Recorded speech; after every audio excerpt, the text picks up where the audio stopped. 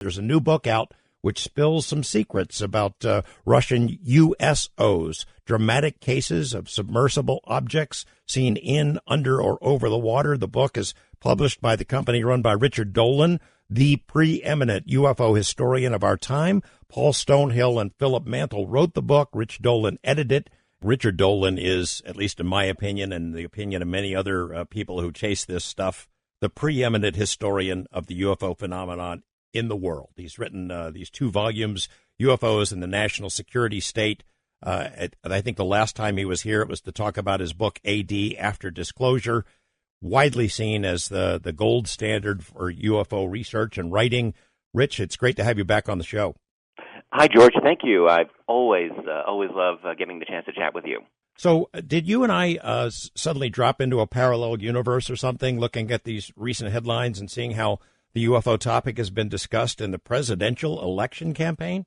Oh, absolutely. It's amazing. And I've been following it, I hope, just as much as you have. I've really been looking at this with a lot of interest. The discussions really concerning mostly Hillary Clinton, I guess we could say, and her, really, I think, starting with her prior involvement with the Rockefeller Initiative of the early 1990s. And I think maybe many listeners know, but maybe some do not, that when Bill Clinton became elected president back in 93, when he became president in January, Lawrence Rockefeller, the billionaire, with a very definite interest in UFOs, made a very concerted initiative to the Clinton White House to, get forward motion on opening up information on the UFO topic. And toward that end, on at least one occasion, I think 2, if I'm not mistaken, if the researcher Grant Cameron, if I'm remembering him correctly, Lawrence Rockefeller met with Hillary Clinton. And there's, of course, now a famous photograph of the 2 of them together at his ranch in Jackson Hole, Wyoming. This is a real thing. This goes back, and it's very obvious that Hillary Clinton has had many discussions about the UFO topic with a lot of powerful individuals. More recently, she goes on Jimmy Kimmel, does what now seems to be the kind of required thing to do. If you're a major candidate, you get on Jimmy Kimmel, and he's going to ask you about UFOs. He certainly asked Bill, and he asked Barack Obama, and now he's asking Hillary about UFOs. What was interesting, I guess, is that she corrected his terminology and said, no, we don't say UFOs anymore. We now discuss UAP, and she described as unexplained aerial phenomena. And, of course, that's very interesting, a term that has been used, I believe, since 1980. That's when it was coined by Dr. Richard Haynes. But what's important to me is that she's demonstrating to Jimmy Kimmel and to the world in a highly scripted presentation on television, because none of this is going to be just off the cuff, that she has some specific knowledge of this topic, and she's kind of showing off a little bit. And I think that was an interesting statement. She, for many, many years, had really kind of pushed the UFO topic far, far away from her. And here she is going right into it and then just showing that she knows a little bit about it. And then there's her campaign manager, John Podesta, who, of course, has a very well-known interest in the UFO topic. So it really raised hardcore interest. Yeah, hardcore. Absolutely. So what is Hillary going to do? Is she really going to, initiate a disclosure of the UFO reality or not? And I've had a hard time imagining that she can, to be honest with you. I just don't see that happening. Well, I mean, Bill Clinton had an interest. He assigned Webb Hubbell, his close associate, to go find out what's going on at Area 51 and JFK, and he comes back with nothing. I guess, what is it that Hillary Clinton, as president, would find that her husband did not? Honestly, I think very likely nothing. I mean, I don't think that in her career up till now that she would necessarily have had key access to such information. I mean, she was Secretary of State. That's not the same as having information into, what would be presumably a deep black budget program. That is the UFO program, and probably all of its permutations. I mean, she may or may not have. So, no, it's really not very clear. I had a conversation some time ago with a retired, very senior, very brilliant retired man connected with the CIA, and he had had a very distinguished career, and it was just lucky that I'd had the chance to be talking with him. He had not only an interest in the UFO ET phenomenon, but he had his own very specific knowledge. And naturally, I had the opportunity to ask him. I said, look, well, what do presidents know about UFOs? It was a logical thing to ask. And he said, well, some have known more than others. He said, you have to understand, presidents come and go. The career people running this program, they're lifers. And not all presidents are reliable. Some are brought in with a little more knowledge, some are not. And he talked explicitly to me about Jimmy Carter, Ronald Reagan, and George Bush Sr. having some knowledge. He didn't really distinguish who had the most, but then indicated to me that it was his near probable certain opinion that Bill Clinton did not get that much information, nor did George W. Bush. I had this conversation with him during the end of the W. Bush presidency, so I don't know what he said about Obama. But I can imagine that President Hillary Clinton may or may not get some access. You never know. What's your take on Podesta then? Because his interest is longstanding, as it is for the Clintons. It seems genuine. He's genuinely interested. Yeah. Would he know? Would he, as White House Chief of Staff, as a key presidential advisor, would he have known that there's? Would he know that there's a stash of documents somewhere that could be released, or some pieces of information that has been kept quiet or classified that should be released? Well, I don't know John Podesta personally, and I wouldn't presume to speak for him, of course. But, I would think it's possible he may have gleaned something one way or the other. Whether he would know is another question.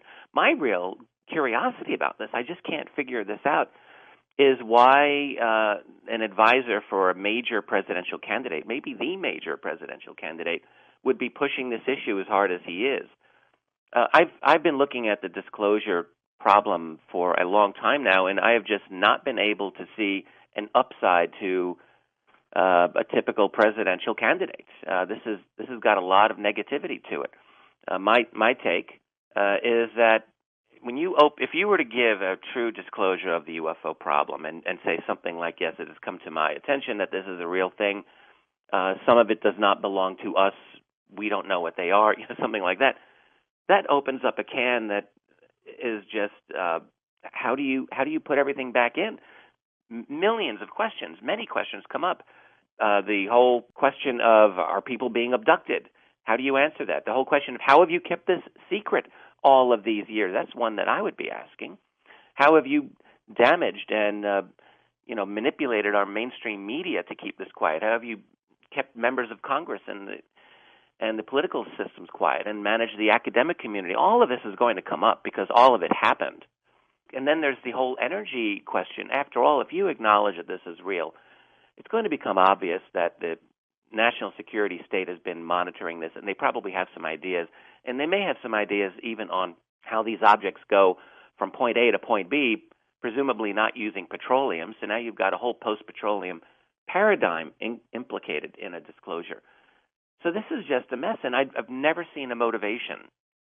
I also have the same question. What is the political calculus that went into this issue being raised on such a high level? I mean, they poll everything. They poll the economic programs and tax programs. They poll the abortion question. They want to know how people feel about different stuff. I've heard people say this is just Hillary Clinton pandering to the UFO vote. Really? There's a UFO vote? I've started to wonder that it might be that simple. 20 plus years ago, the UFO topic was the kiss of death, for presidential or political candidates. I mean, even, less than 10 years ago, Dennis Kucinich just was tanked by being associated with the UFO topic, and he wasn't able to deal with it. But it's also true that we have been going through some cultural changes. I mean, the UFO subject is still one of the most popular subjects on the Internet. It's got very broad appeal. And I think it just very well could be that politicians or some astute political analysts like John Podesta may have realized that there's something to be gained out of this, as long as you don't really, I guess, how am I saying, don't want to play this too seriously, and Hillary hasn't really played this as a particularly serious topic. So, it could be that this is a very cynical attempt, really, to get some votes without any real desire or intention to do much about this once she would get elected president. That could Well, I be. mean, the argument in her favor is that it's something that she has followed for a long time. It's not just something new that they cooked up to help in this election. The interest is longstanding. But I just, there's a lot of risks. There's certainly a lot of risks in bringing it up. That's an easy campaign commercial. And she's such an inside power player, too. I mean, to me, this is my take. I see her as the ultimate inside candidate, establishment candidate, and opening up the UFO topic is an unsettling prospect, it seems to me. The other thing that she did that I think is significant is when she was on Jimmy Kimmel, she discussed this as a UAP problem. And it occurred to me that I wonder if what she's doing is beginning a process of rebranding the UFO subject in the public mind to something a little less value-laden. And I wonder what you think about this. If by doing that, she's kind of implicitly telling people, well, we're not really talking about UFOs and little green men, ha, ha, ha. But by talking about UAP, moving the subject into a different place in terms of our language and in terms also of our psychology, I wonder if there's this hope somewhere that if there is a kind of disclosure, the subject would be rebranded enough that they might think that they can avoid some of the more unpleasant discussions that would come out as a result of a UFO disclosure. Maybe they're thinking, well, no, we'll talk about this is UAP, this is a different thing. I don't really know if they're thinking this or not, but I do think at a psychological level there may be a kind of rebranding effort going on. As an historian, you look back and you mentioned about Kucinich being slammed for after being asked about a UFO incident. He wasn't even pushing for disclosure. All he said was, I saw one. I don't know what it was. I'm not saying it's alien. I just say I saw something. I didn't know what it was. And he got hammered. You got Jimmy Carter, who he did mention it during a campaign and said, if I'm elected, I'm going to open up the files. And then he never mentioned it again. You got Reagan making a couple of statements in public about, the Earth being united against an alien threat. And wouldn't that be something? And then you've got wisecracks, little off-the-cuff things that reporters get one question into every president since then. They don't really say a whole heck of a lot, or they laugh it off, or they make a joke. And it just is a remarkable difference, I think, this time. Yeah, no, this is a different element. We're at a different level here. I really do agree with you. And whether it's going to go. I mean, we haven't heard any of the other candidates in this current cycle discuss UFOs. To my knowledge, I don't think it's come up. But the issue of disclosure, I think we're at a point now where, and it's funny because there are people within this field of UFO research who really support the idea of pushing disclosure, and those who really just think it's silly or a waste of time and energy, and that we would be better spent, doing a scientific study of the phenomenon and so forth. My own take is that actually I think both tracks are necessary. I think that we need a scientific approach to understanding this for sure, but I've always agreed with applying some level of political pressure to keep this subject in the public eye and trying to use what may increasingly just be a totally dead representative system, that is the American government. But it's still our system, and we still have a right to have it respond to us, to respond to the people. So I do think that the effort for disclosure is a very worthwhile one, hopeless though it may sometimes seem. The thing that I keep in mind is that we are living through such a revolutionary period in our history that I think it's impossible for us to think that tomorrow is going to look like today. And when we look at the ability for all of us to communicate via the web in so many different ways, information is just flowing everywhere.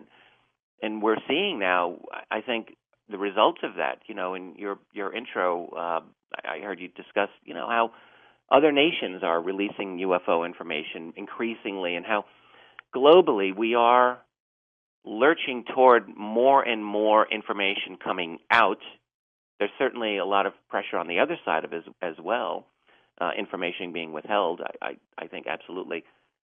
But I'm waiting for a breakthrough moment. I think we're seeing little cracks in the wall, and at some point I have to think those cracks will take a kind of critical mass, and this wall will come down. It could happen. Well, that would be my next question to you, whether if you count up enough cracks, does it look like there's something going on? That when you look at big picture stuff, all these on different levels, maybe our brain is designed to look for patterns, but I see things like this story in the Huffington Post from Leslie Keene, our friend and colleague, with this guy, Christopher Mellon, ex-federal CIA guy, talking about UFOs and secret programs, and then the Russian stuff that we're going to get into in a little bit. And I just wonder, has there been a sea change? Has somebody flipped a switch? I think there really possibly can be a sea change going on. It can catch you off guard. You know, when I started researching this topic, it was in the early 90s, and I can say for sure, I felt like I had to do all of my research in secret. I didn't want anyone to know that I was doing this, not family, not friends, not colleagues. And it's very different now, and I don't think it's simply because I've been immersed in this culture for so long. I've seen this change going on around me, and the question is, how complete is it? You know, is it now? And I think we still have a way to go.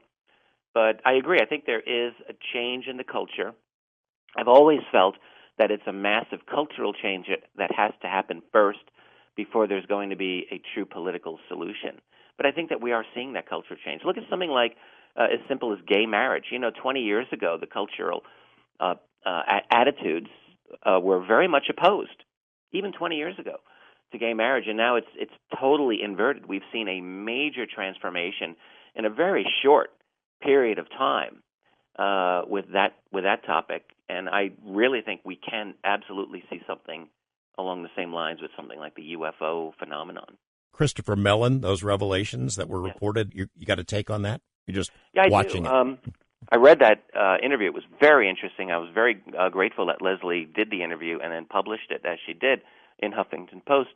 He's a very, very astute, very articulate man, and he stated his own personal belief. He talked about a lot of the key UFO cases that many of us researchers have studied. And, I think there's no question that these are real events, and he's absolutely saying, yes, these are real. This is a genuine thing. He also took the position, I think, very similar to people like John Alexander and maybe, a lot of other researchers, even maybe Leslie herself. I would have to ask her.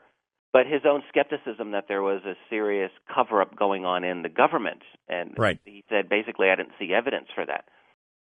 Russia is a tough nut to crack when it comes to UFOs, and believe me, I've tried. It's, is it disinformation? Whatever you get out of them, can you trust it? Is it fantasy? Is it something that the government let slip on purpose or accidentally? It's tough to tell. Paul Stonehill and Philip Mantle have written a great new book called Russia's USO Secrets. It's about encounters with naval vessels, Russian submarines, Russian warships, and it's tough to accumulate these kinds of stories because there's still a great deal of secrecy in the former USSR, but they've put together an amazing collection of stuff. Paul Stonehill was born in Kiev, the USSR, and emigrated to the U.S. in 1972. In his younger days, he helped smuggle people out from behind the Iron Curtain. He aided dissidents, smuggled banned literature into the USSR. He's worked as a journalist covering warfare and UFO and anomalous phenomena, and he created or founded the Russian Ufology Research Center. Paul, good to have you back. Thank you for having me back.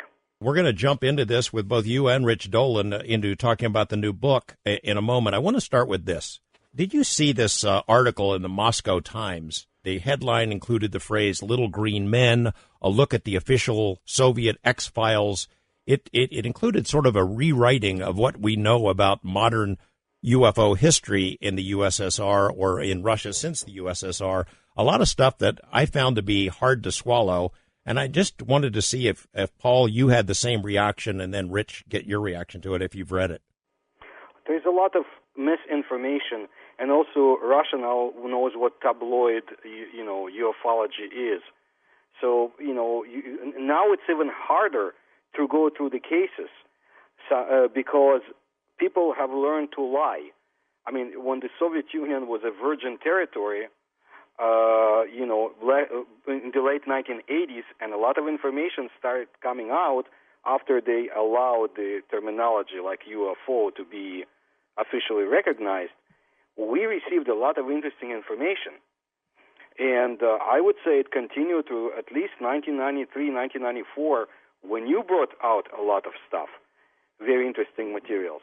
And actually, I wanted to start today by getting you involved, because among the information you brought out was the 1982 case in Ukraine. You remember when there was almost a nuclear war incident? And the reason I am mentioning it is because, when people read our book, they will find a lot of interesting things, and they will make a lot of their, I'm sure they'll make their own conclusions. But you can see some of the interesting underlining patterns that are coming out. And 1982, the year of 1982, was quite significant in the USO, unidentified submersible objects history, as seen by Soviet Navy people and around the world. The Falklands War, 1982, was a very interesting case because it brings us into the Antarctic angle of our research, which is tremendously important. Other cases took place in 1982. In our book, and we'll get to it, the famous now story of the so-called swimmers in the Lake Baikal was also 1982. The case that you helped bring out from the Soviet Union, 1982. Nuclear incident, the almost nuclear incident, happened the same year. By the way, I have confirmation, if you ever need to know, from people who actually served and not afraid to name their names, in media. Actual people who had served in Ukraine at that time and who had seen, everything that was in the documents you brought out and more. Rich, I'm going to ask you the same question as Paul. I don't know if you saw this Moscow Times article, but I ask it from the perspective of an historian, because it seemed to me that there was a concerted effort in this to rewrite history, to put a new spin on it. And I've seen it before dealing with Russia. Before I went over there in the 90s a couple of times, there was an article by a guy named James Oberg, who is, by any stretch of the imagination, a skeptic, an American skeptic. But he said, you got to be careful about anything that comes out of Russia about UFOs because, they've been deprived of information for so long, they'll believe anything. And it almost seemed to me like a preemptive strike. If there's going to be a leak, don't believe it. And then after the documents that we got came out, there was a spin again. There was Colonel Sokolov, the guy who was at the Ministry of Defense, was described as a Russian ufologist. And now we have a new one. We have the new spin is Yuli Platov, this guy from the Academy of Sciences. Sure. He was in charge of the investigation, in charge of the whole thing that was done by the Russian military. And that's just simply not true. So I just wonder if you could sort of look at the big picture on how history gets rewritten, especially in the former USSR. I do recall reading that, George and Paul, and it's not right in direct front center of my mind at the moment, but I do recall this, and it is always, it's true, like what you find is how there's a decision that is made editorially with most of the powerful news organizations at some point or another to shoot down these various UFO cases. Oberg is, I think, very well known as a skeptic who, I think you're exactly right, was taking a preemptive strike at the Soviet and Russian cases.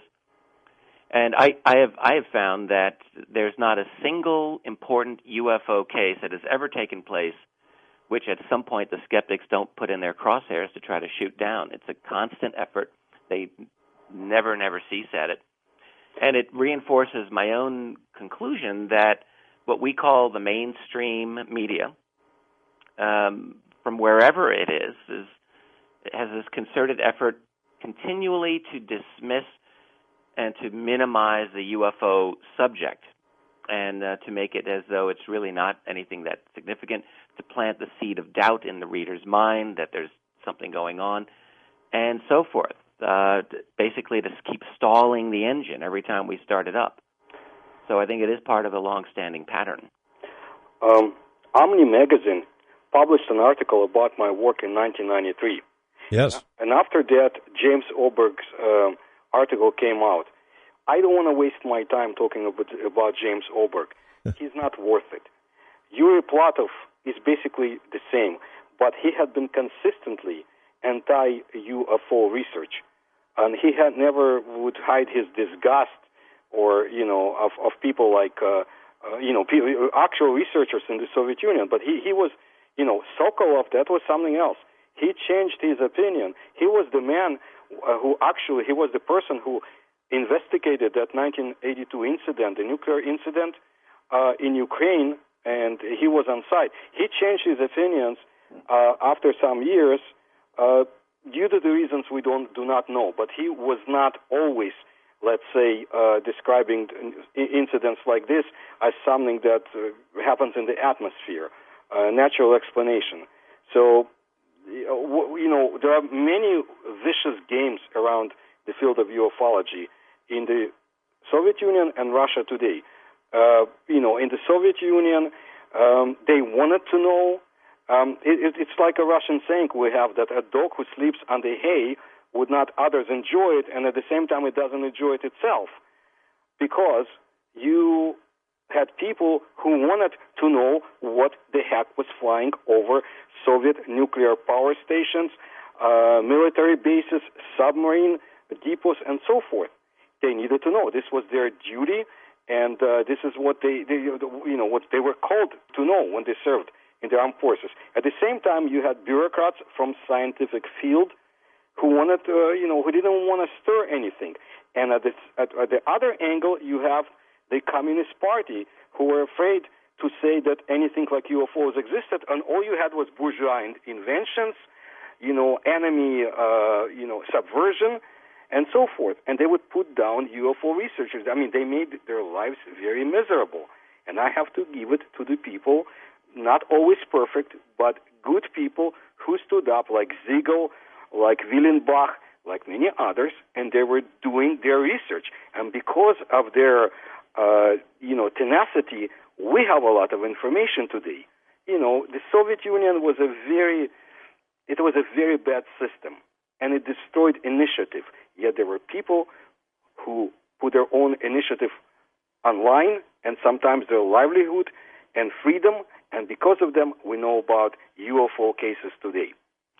If I just may add an observation to that, to Paul, and if I just may mention this, George, one of the things that comes out with Paul's and Philip's book, Russia's USO Secrets, is, in contrast to what James Oberg described, the Soviet UFO witnesses being, willing to believe everything and so on, what you find in their research, in Paul's and Philip's research, and in this book, is exactly the opposite. You find that there are many military personnel, scientific personnel, highly qualified individuals who have had sightings and experiences over the decades, over the generations, that are every bit as baffling and even sometimes more dramatic, or every bit as dramatic, if not more, than some of the best-known cases in the United States and other parts of the world. And, and the reactions are exactly what you would expect from any other nation. Many of the Soviet cases, they would have an encounter in the middle of, let's say, the Atlantic Ocean. There was one that Paul and Philip wrote about from 1965. Perhaps Paul will discuss it. But they were out in the middle of in the Atlantic Ocean, ready for a rendezvous with another ship. Submarine surfaces. The crew members are taking in some fresh air, and suddenly this cigar-shaped object silently is coming through the sky. They're wondering, my goodness, is this American? They wanted to dive the submarine immediately, but the radar wasn't recording anything. The captain decides we're going to remain on the surface and look at this, and suddenly they see 3 beams of light shoot out from this, whatever this is, and this allowed the Soviet crew to look at the object, which looked a little bit like an airship, but there was no markings that they could see. It was very large, maybe 200, 250 yards or meters long. It was, and they knew that there were no airships or dirigibles that the Air Force had that were anything like this size. And then what they noticed that really disturbed them is that this object descended to the surface of the ocean, and then with its lights on, and then it goes under the water. I mean, this is just, one drop in the bucket, as it were, of the stories. That's the thing that I actually loved about this book is so many of these bizarre encounters that really I've never heard of nearly any of these, but and they were gathered together within a system that really was totalitarian, essentially, in which secrecy prevailed, in which these stories had to circulate quietly for many years. It's not a satisfying situation, but as Paul points out, you make do with what you've got, and you collect these stories. And then we're going to cover a lot of the cases because there's some amazing stories. Just one final point on this, the discussion, the general discussion. I mean, I am so impressed, Paul, by your work and the ufologists that came before you, investigators before you. I mean, for decades, as you point out in the book, these guys risked their lives to chase this stuff. The official edict from the Communist Party was, don't talk about this stuff. You're not supposed to. At the same time,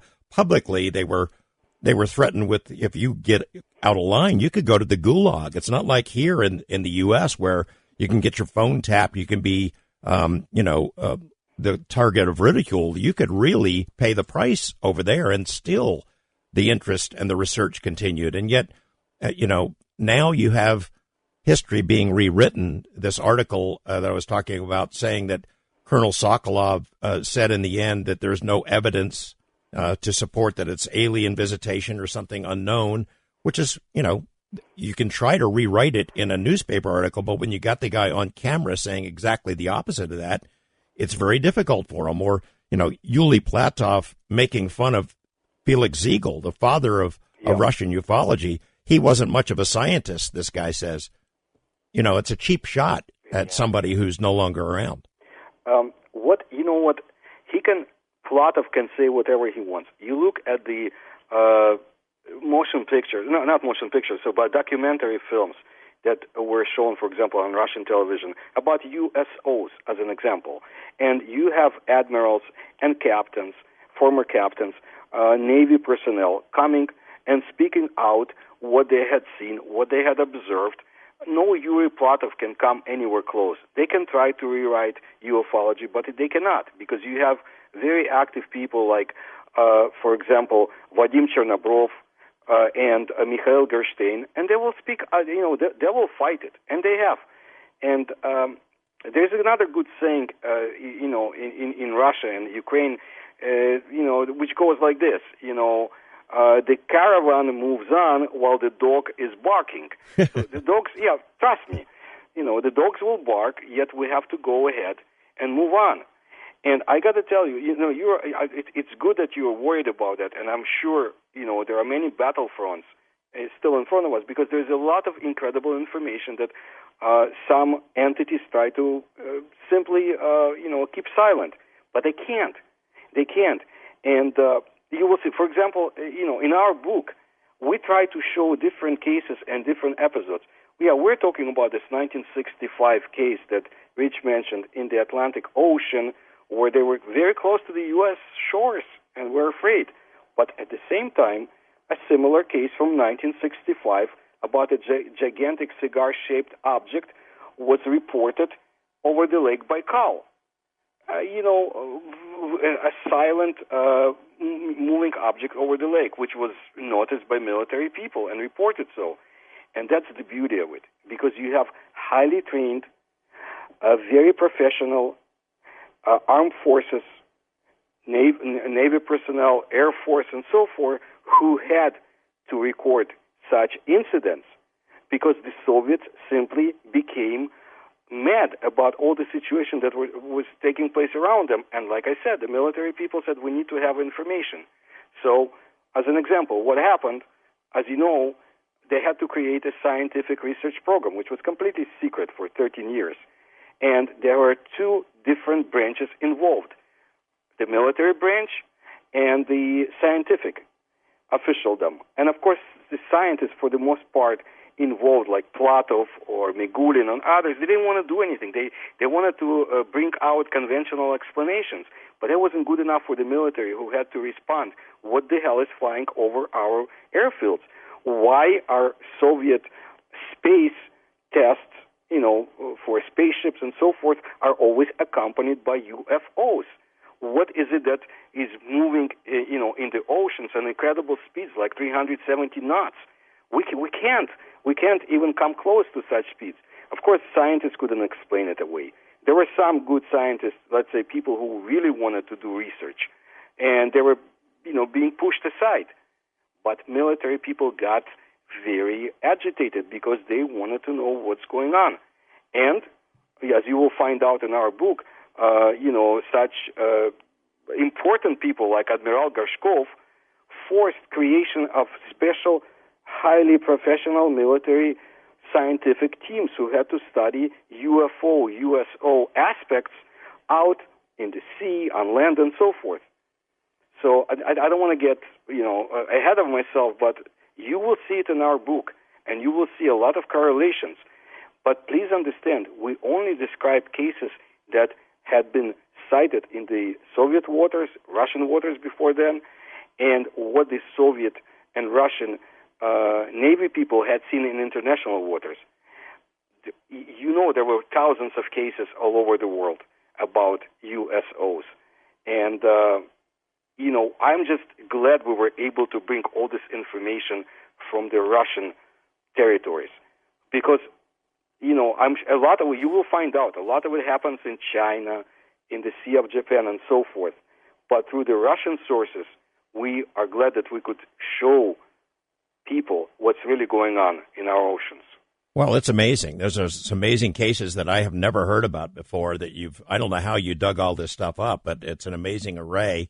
I suppose, we can also talk about the general premise, the idea that the Earth is covered by, 70% water. So it makes sense that if you're looking for unidentified objects, flying or submersible objects, you'd look in the oceans. And Rich, we can talk about the speculation that maybe the U.S. Navy is where some of these secrets are hidden in our country, and certainly would make sense that was true in Russia. Paul, you heard the premise in the tease leading up to your appearance here about U.S. government attitudes about UFOs, how theoretically we might learn more about what our government knows about UFOs from studying the Russians than we will ever hear from the U.S. itself. Do you agree with the premise? Absolutely. An example, I've been working on an expanded version of my research about Soviet, Russian UFOs, unidentified submersible objects. And one interesting confirmation came from a high Soviet naval official, Admiral Chernavin, who said, in reference to the instructions that had been given to the Soviet armed forces about detection and research of UFOs, he said that I know that the Americans have similar instructions for a fact and are using them. Now, I've never heard about the U.S. government actually issuing such instructions as the Soviets had, as you know, in their Setka program, super secret research program that their military and scientists had conducted for over 13 years.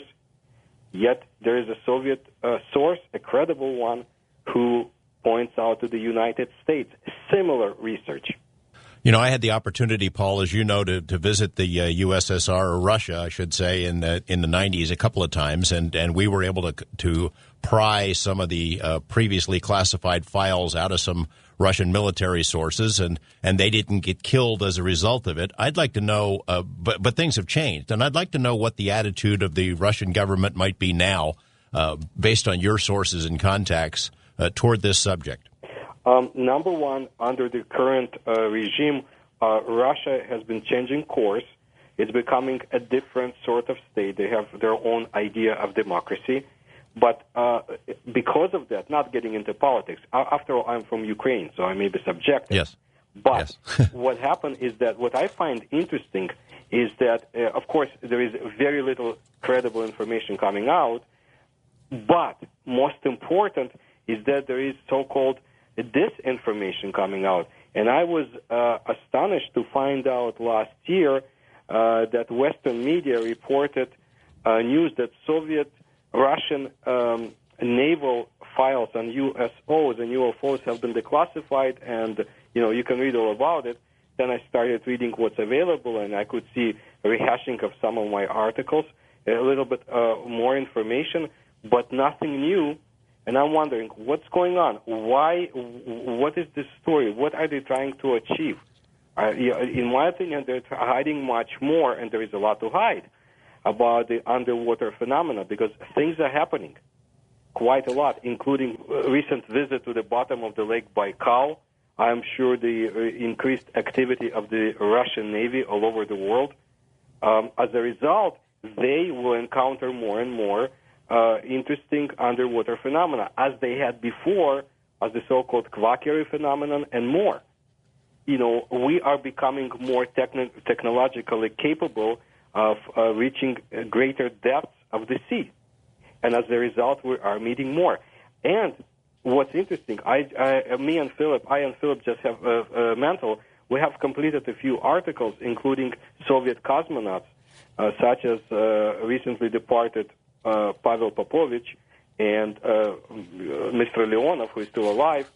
And I was astonished to find out that Popovich referred to an underwater base in the Indian Ocean. Now, he was in sound mind. He was a proud and capable Soviet cosmonaut up to the day he died, and he had a lot of information.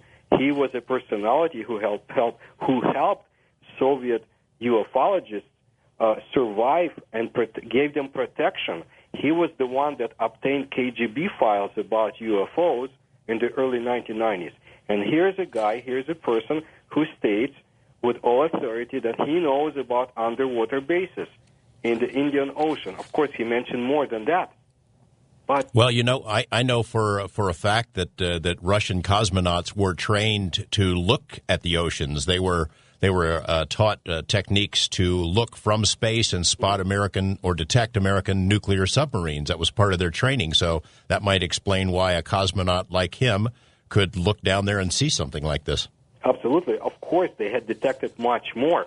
Anywhere we step into any subject about, research of UFOs and USOs in the former Soviet Union and Russia today, you start getting information. Like cosmonauts, they had observed gigantic waves rising up in the ocean and smashing into each other, and much more.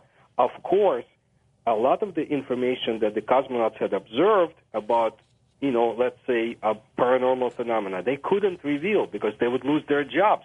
And yet, some information came out, astonishing information. And some of them quite openly admitted, that they believe in UFOs. Some of them had seen it. UFOs had always been present over the sites of Soviet testing of their satellites and space vehicles, going back to the 1950s.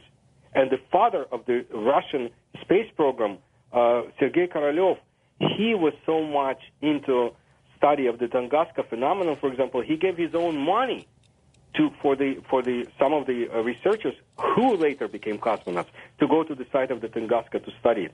It's all. It's like it's like enigma wrapped in the mystery. I believe that's what Russia is referred to. Right. Anywhere you touch the Soviet and Russian UFO research, you find more mysteries, more enigma, and definitely whatever has come out, the picture is incredible of what they had studied, what they had found, and of course of what we don't know.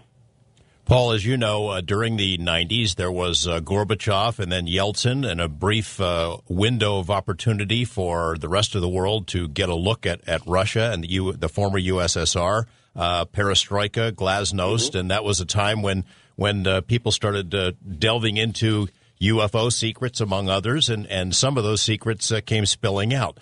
As you know, some of those people who talked about those things back then have changed their mind. I'm thinking of Colonel Boris Sokolov, for example. And, I can't blame him, because you look at the government, the Putin government, and you see journalists being killed and people getting into line and keeping quiet, and you can hardly blame them. That's why I started this conversation with asking you about the attitude of the Russian government toward openness on this subject, and you're not optimistic.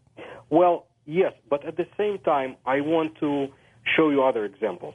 I don't want to go to extremes, and the reason why is this. One of my and Philip's greatest sources is Mikhail Gerstein. He's one of the best and brightest Russian ufologists today. He had written a number of books, interesting books, and he destroys hoaxes and frauds, and at the same time he brings a lot of information to the surface. And, he has not been affected. I mean, I haven't heard from him for the last 2 months, but maybe it's because of his situation, economy-wise. However, then there is Colonel Plaksin, who was involved in the same research as Sokolov, and he was a little bit, higher rank. He had revealed so much, not in the later years, not in the latest years, and at the same time, information came out. So I want to believe that Russia is not going back to communism or anything like communism. I know it's not what it was in the 1990s, and I don't like that too. But I want to be optimistic that still information will come out. But let's also, here's my view, and people who read my books and the books I wrote with Philip Mantle will see that I don't want to shove down my explanations down anybody's throats. I want them to come up with their own ideas based on facts, and we present, incredible amount of facts in the books. But my view is this, that the Soviets at the end had been as confused about UFOs as other governments. They have something in their hands, and we'll talk about it later, where this data and let's say, credible information they have came from. But at the end, they had been very confused, and they wanted to find out what is going on. They knew that UFOs do not present a threat to their existence. At the same time, they had to know what they had been encountering, whether under the sea or in the sky or on land. As an example of confusion, Azhaja, one of the top Soviet and Russian UFO researchers, he was prosecuted. Let's say he wasn't a dissident, but he suffered because of his interest in UFOs.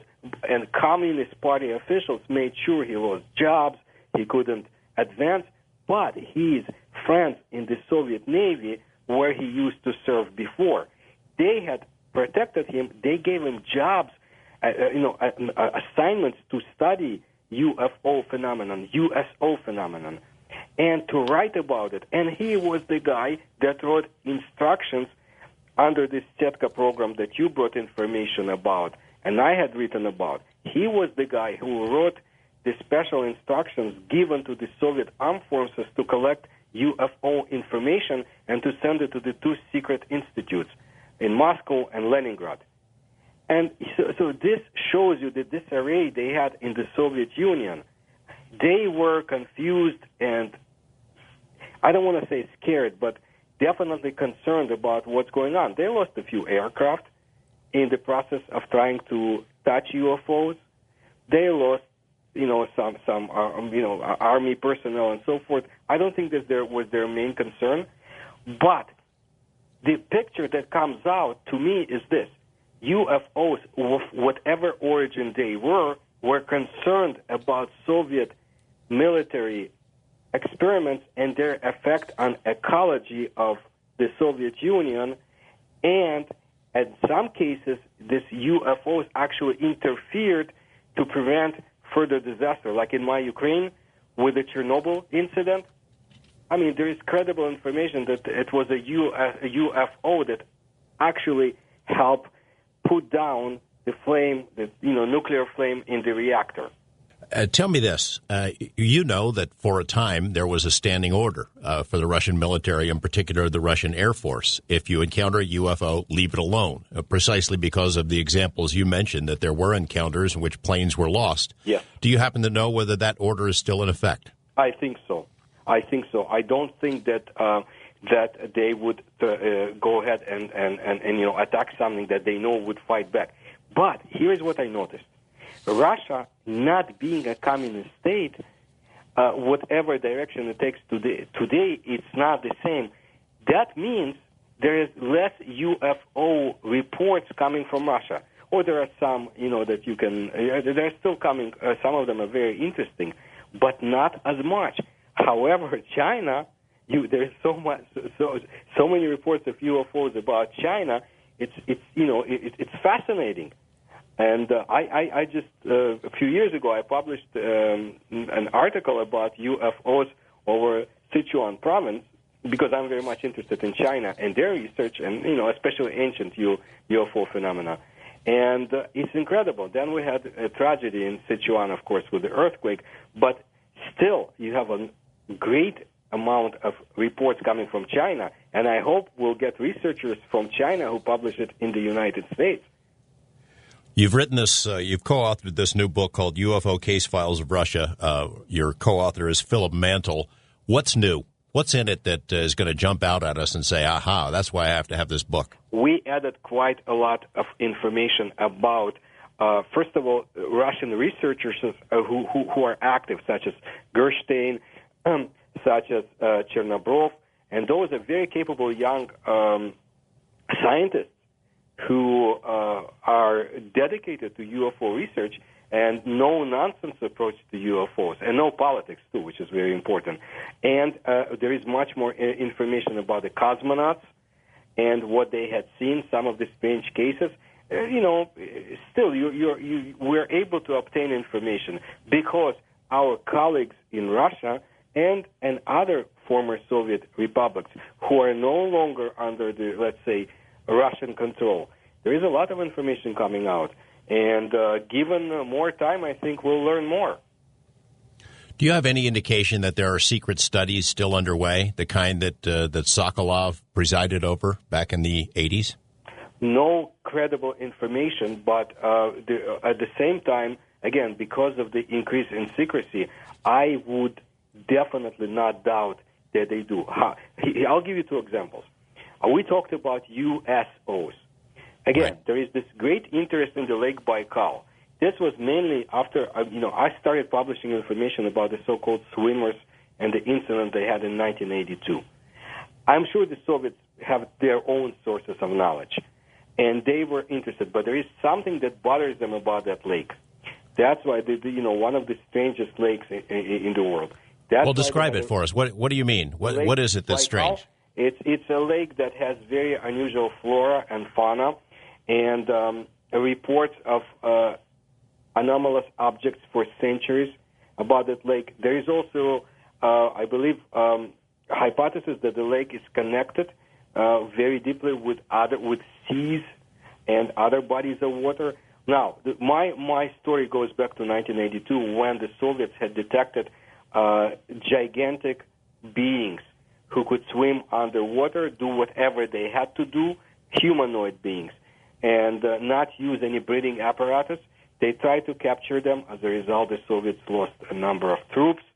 Well, how do you know this? Based on several sources. One of them was the Soviet military officer, Mark Steinberg. He lives in the United States, and a few other ones. But then I received a confirmation from somebody who was one of the most interesting Soviet writers and a specialist in the Chinese language and Khrushchev's interpreter during 1950s. His name was Demidенko.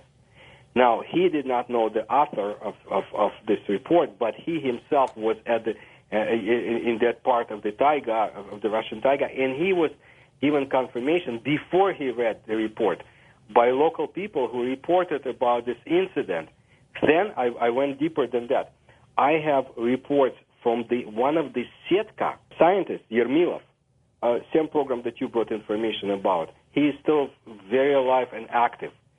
Now, he reported, he had reports from the Setka program about a gigantic, similar, identical being that had been sighted near a body of water by Soviet soldiers and officials, and it's in my book. But also, I had confirmation from a report by Russian military counterintelligence from the Far East, which is not that far away from Siberia, about similar beings they had sighted. That was going back to year 2000. Then I go more and more, and that brings more information. They had other reports of USOs in deep water lakes and bodies of the USSR.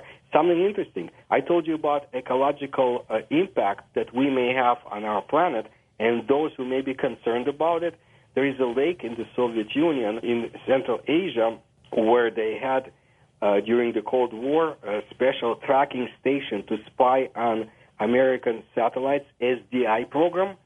And as a result of their observations, they saw disks, gigantic disks, going in and out of the bodies of that water, of that lake. Now, if God forbid that lake ever breaks through the dam that is there, billions of cubic feet of water will descend on countries below, Afghanistan and so forth. So, well, we hope that doesn't happen. So what's going on? That's another ecological impact, and UFOs being so-called observers. Paul, did you see the video that's been making the rounds in recent weeks of this so-called Moscow pyramid, this big triangular thing videotaped over Moscow? Yes. My opinion is this. Pravda reported about this story, I believe, on December 18. But the actual date of this of the filming, I believe, was December 9, and this was just when the Russian Bulava missile test had failed. So to me, it looks like it's interconnected. And that was the day of the Norway light spiral report, right? That came there. So it might have been that the two events are interconnected, and some people believe that maybe it's a signal that to the Russians not to test weapons that have unknown repercussions for the planet. That's my opinion. That's what I know.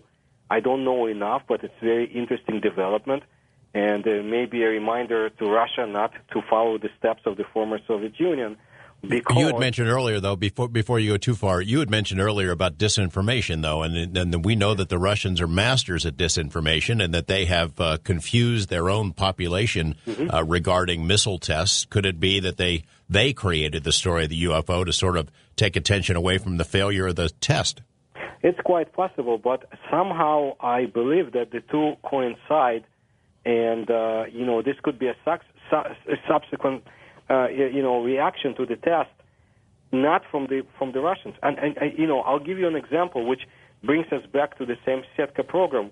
Because of their experiment with a secret satellite, allegedly, in 1977. There was this so-called Petrozavodsk incident that gave impetus to the creation of the secret program to study UFOs. But Why would they have to create a secret program to study UFOs when everybody knew at that time, who had to know, that it was because of their satellite experiment?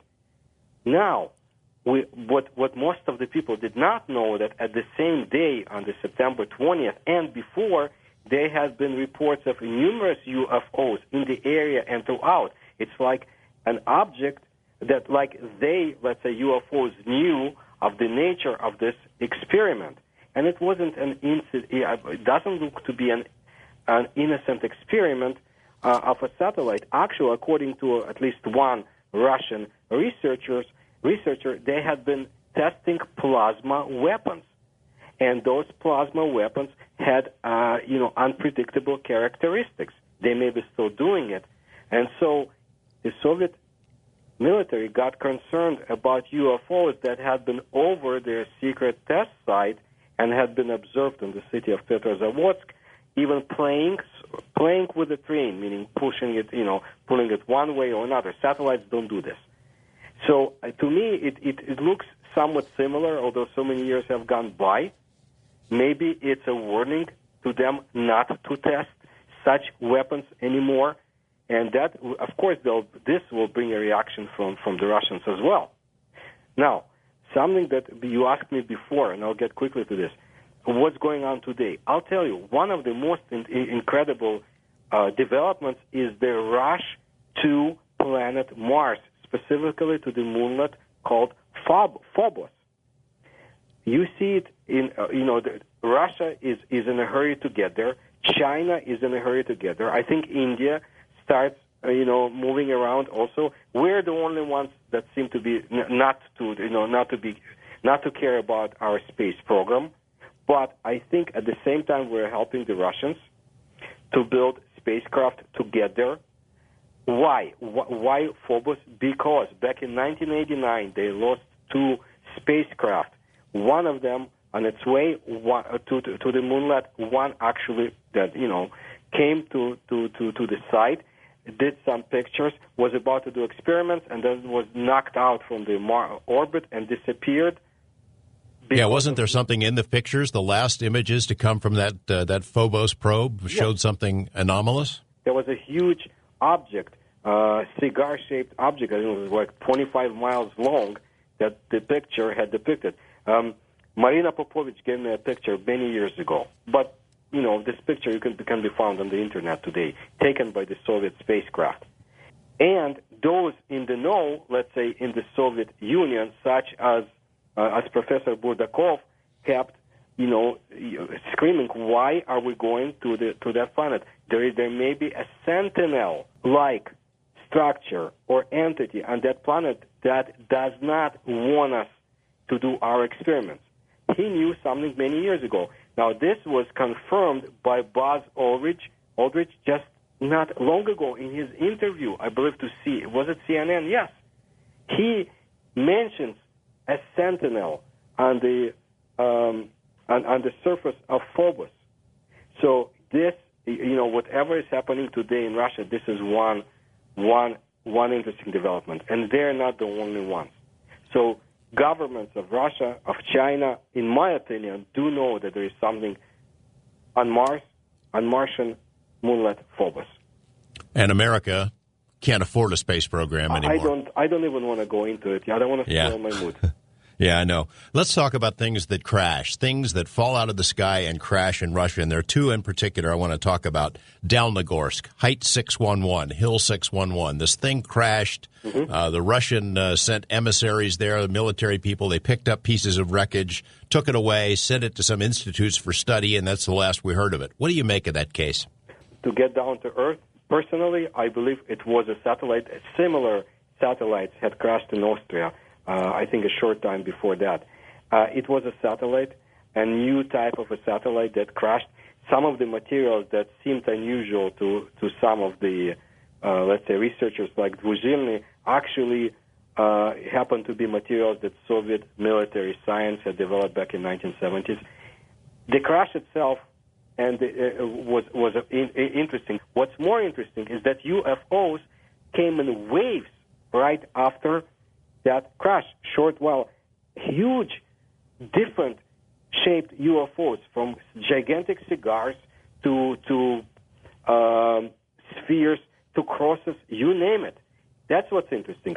Apparently, whoever the UFOs are, were interested in this crash and whatever the Soviets had been doing that before.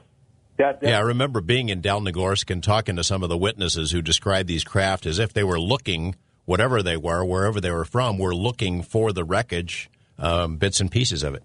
Absolutely. And what's interesting to me was in those years, Chinese UFO researchers, reached across the border and started working with the Russians. I don't know what happened after that, but that's an interesting cooperation.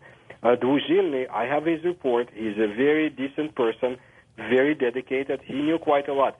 But like some other Russian researchers, I am of the opinion that it was a man-made satellite.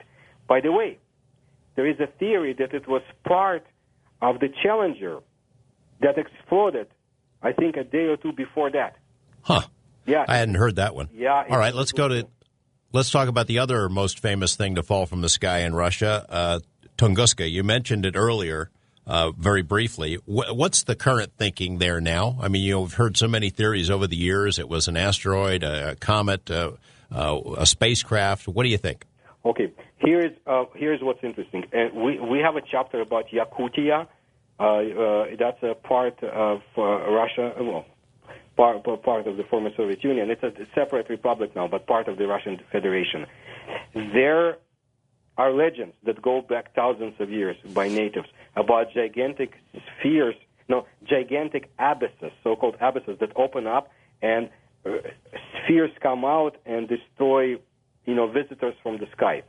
Bottom line is this: such my opinion is much like Mr. Uvarov, one of the well-known Russian ufologists. The Tunguska object was shot down. There were two objects, not one, based on the reports. One of the objects came from eastern Siberia and shot down the object that was coming in. So the theory is, or hypothesis is this: whatever this unwanted visitor was that was coming into to our planet, a guardian or a sentinel that is stationed in Yakutia shot it down, and it wasn't the first time that it opened. You see, back in 1920s and later on, they found unusual objects on the site. It's very hard to get to, but I know that one Czech scientist was able to reach it, and there are Russians who are trying to reach it, and to prove that there are these so-called metal cauldrons and other objects that emit radiation and have been reported, at least for the last 2 centuries. They still exist, still embedded in the permasoil of the tundra, Yakutia tundra, and there may be more. If pieces were recovered from the ground there, who would have them? That's a good question. Thank you for asking. First of all, there's only one report of a devil's stone, I believe that allegedly was recovered, but there is no proof yet. The thing is that soon after the Tunguska took place in 1908, there were expeditions to the site that no one knew about. I mean, Kulik went in the 1920s, but right after this incident, there were 2 expeditions. One was working in the area, and when the reports were recovered by this expedition, you could see that nothing was mentioned about the incident. This was incredible. It's like somebody switched off minds of those scientists, world-class scientists who worked on the site of the Tunguska, on that side in Siberia. The other report came from locals about an expedition of some strange people, Europeans, who came to the site. They were not Russians. They collected data, information, whatever, and they disappeared, and nobody knows who they were up to the day. Maybe of course, Stalin, who conducted his own expedition in 1949, and said, again, sent top Russian scientists. We don't know what happened to the results of that expedition. Still classified, still unavailable. Makes you wonder that whether the Russian government, the Russian military, has some big storehouse of information, much like we suspect our government has, gun camera cases, film and video, the best radar data that's stashed away somewhere. I have one interesting confirmation. Professor Burdakov, and who is very, very capable scientist and somebody who had conscience and valor, let's say, and he was brave in his search for UFO answers. He reported that in early to mid-1950s, Russian scientists were shown a piece of an object they could not identify, small object they couldn't identify. They studied it, they touched it, and so forth. Because at that time, nobody knew what microchip looks like. They had a microchip in their hands back in the middle 1950s, and they didn't know what it was. I don't know what happened to that microchip, but this is a very credible source, much hated by debunkers and those who don't want us to study UFO information coming from Russia or in Russia. And believe me, there are some of those who are very actively engaged to make sure that such information doesn't get published. You know, I had a chance to meet Professor Burdakov twice, once in 93 and once in 96. In 93, he was very open in talking about Stalin's interest in UFOs and Roswell. And then in 1996, though, it seemed like he had changed. He was very, very much clammed up, a different attitude, seemed to be frightened a little bit. That's why I started our conversation with asking you about the attitude in Russia now, a concern of the government toward UFO researchers. I think it's part of general attitude. Russia looks at U.S. as an enemy, which is not true, and they're giving so much wrong information. And I'm surprised because they could look through the internet and so forth and find out that the United States doesn't dream every day of conquering Russian territories, of limiting Russian influence. And I'm sad about this because when the Soviet Union disintegrated, we could have become the best of friends, and we were for a while. There were reasons why we're not anymore, but I am sad that the United States is being viewed as enemy number one. U.S. is not Russia's enemy, and Russia is not the enemy of the United States. But on some level, high above, they know that it's not so. They cooperate just like they had cooperated, our government and the Russian government, just like as they had cooperated back in 1989 with the Phobos mission. The spacecrafts were made largely by non-Russian scientists. It was an international cooperation to reach an object of interest. And there was no, empathy, there was no, there was no hatred or anything like that at the time. I wish we had it today. That we would have joint cooperation between us, the Russians, the Chinese, and Indians, and build something together and actually do it. But, whether it's happening, I'm not sure. So the Russian government knows we're not enemies. They know at some level they are cooperating with the U.S., but at least for domestic political reasons, they painted us as enemies. Maybe that's to whip up support for various military ventures or spending programs or whatever. Unfortunately.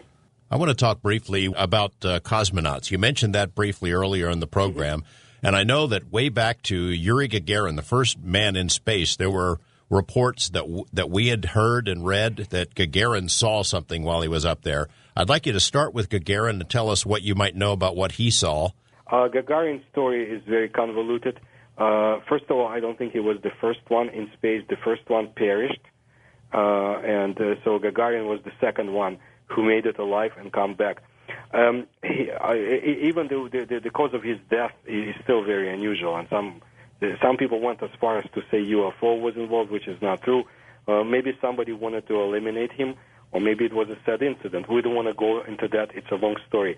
It's not his observations that are known. That is very. I doubt that he had any, because I didn't see almost any reports. I don't want to get into yellow press reports, but there had been a lot of sightings in press, but in space, by Russian cosmonauts. Vladimir Lyakov. I already told you, for example, Hrunov, back in 1979, he is a scientist, a cosmonaut. He remarked in an article in one of the most famous Russian magazines, Technika Молодежи, that thousands of people observe UFOs. He wasn't afraid to say that. There were some that tried to obscure the object, like Leonov, whom I respect a lot, and we just completed an article about him. Leonov did his best to say there are no UFOs, but at the same time, he admits that we had been visited by aliens in the past, and he goes into details about this. So he also knows a lot. Recently they have such cosmonauts as Manarov had seen some, let's say, UFO in space, and they're not afraid to talk about it. Most of them do not want to talk about this subject. Some brave, like Vladimir Kubasov in 1976, he told a reporter that he and others have numerous facts that prove existence of UFOs. Even though the listeners of Coast to Coast are renowned for their interest in the UFO topic, they are sympathetic to hearing the arguments and about the evidence, there are those, and many, and quite reasonably, say, well, where's the proof? Where's the evidence? Now, for some, I guess they will never be satisfied until there's a piece of a flying saucer or one lands on the White House lawn, that old story, but it is a quite reasonable question to ask, what is the proof? And I'd like to ask you, do you have physical evidence, something beyond the testimony of people like cosmonauts or military folks who talk about these things, any kind of physical evidence that you can point to that says something really is going on? Been taken of UFOs or alleged UFOs in the former Soviet Union. For example, the 1962 appearance of a UFO over Riga, a few alleged film about cosmonaut sightings early of the so-called fifth expedition. Whether I have it in my hands, of course not. I don't think that our governments have a lot. I'm sure they have something, but from my research, I would say that whatever, for example, the Russians have, it's something that had been uncovered in archaeological expeditions. Nothing that could be shot down. I don't think we could shoot down a UFO as much as ants would not be able to stop a human being or shoot down our airplane. I don't think we have the technology to do so. And I don't think that the technology that UFOs or those who guide them have, is how should I say, undeveloped enough for us to be able to capture or shoot them down. That's my opinion. Evidence is something that Mr. Burdakov told us about, and I believe this microchip came from an archaeological discovery. One of them is mentioned in our book. It had to be, if it happened in Kiev in the late 1940s, an alleged spacecraft discovered in the ground, that, where it lay for, I guess, thousands of years, and taken apart and taken to Moscow. Is that Talon? No, not Talon. Kiev in late 1940s. Allegedly, a spacecraft, a rocket-like object was discovered, and they found a few interesting things inside, including Hindu writings, and it was taken away. And then in 1953, there was a case in Kiev when KGB came to a house of a local citizen, let's say, who had in his possession some documents that go back to ancient SDI-like experiments and Hindu writings and so forth. It's all in the book. What it points out to, I have other information too, that they, in my opinion, they had definitely discovered something that had been, lying in the ground for thousands of years and had been studying it. So the microchip I mentioned and Mr. Burdakov mentioned, it doesn't mean that it came from our century. It could have, last 2 centuries. It could have been a long time ago here. And, I often write about Ivan Yefremov, very mystical personality, one of their top scientists, and at the same time in Russia, somebody who had been hounded by KGB and who had allegedly been suspected of being an alien. Now, this great thinker had a story about Soviets discovering dinosaur bones with holes made by something like, our rifles today in them. Now, when you read his novels and literature, you have to have a certain approach. He knew a lot, and he couldn't reveal it completely. What he revealed was incredible, and the wealth of his knowledge was incredible. To me, he was at the level of somebody like Leonardo da Vinci.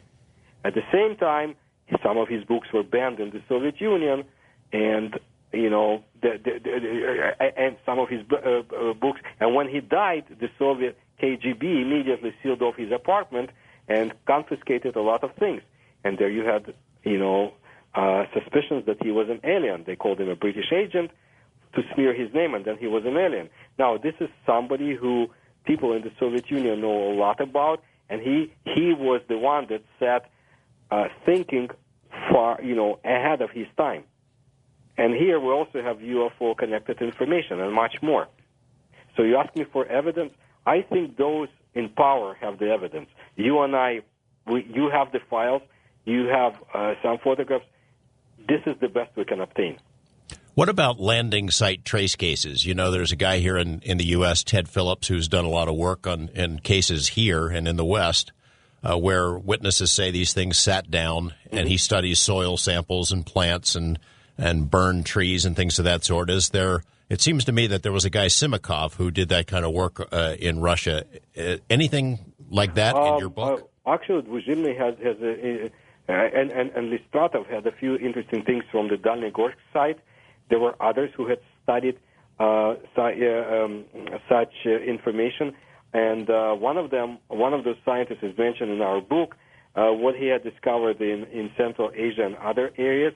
Recovered traces, could be UFOs, boreholes evidence. Apparently UFOs sometimes take borehole samples.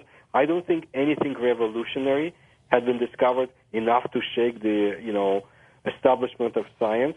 But again, we, private researchers are not the only ones who seek such evidence. And if military has uncovered something, they won't tell us.